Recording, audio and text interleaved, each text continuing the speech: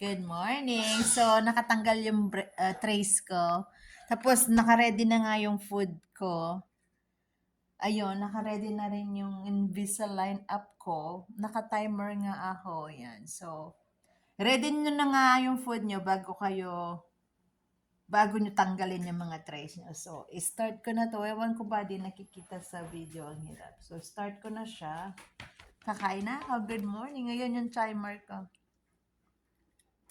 There's my baby. Ay, baby.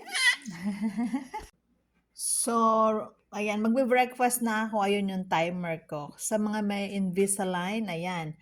So, pin-prepare ko muna yung food ko bago ko tinanggal yung trays ko. So, nung umaga yan, kaya 7 minutes na kasi nag-toothbrush ako. Tapos, ang daming proseso. So, ayan, let's eat ng breakfast. Breakfast routine na yan. Pahirapan talaga. Tira na lang ni baby tong kakainin ko. Good morning. So, tapos na ako breakfast, tapos nag-toothbrush, dental floss, tapos binalik ko na yung mga trays ko. So, ayan yung timer. Nakalimutan kong So, nakagamit din ako ng, let's say, 15 minutes. So, ipopost ko na siya. Oh, no.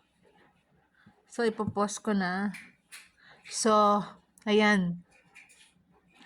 Yung nakikita nyo,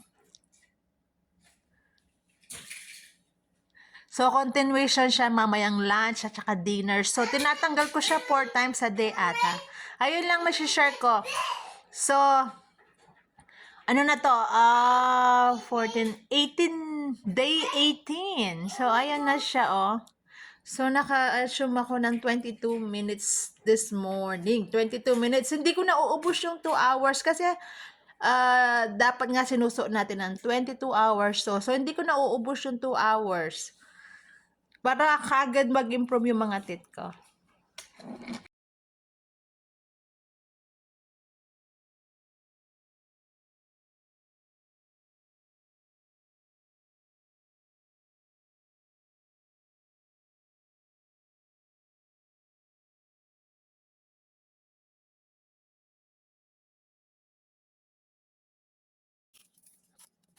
$100 ml water.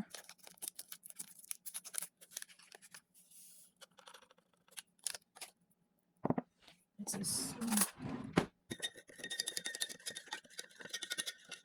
after 1 week, I clean this crystal. Cleaning crystal after 7 days. So I rinse my trays already. So let's soak it 15 minutes. Oh goodness. Oh, you're not fit.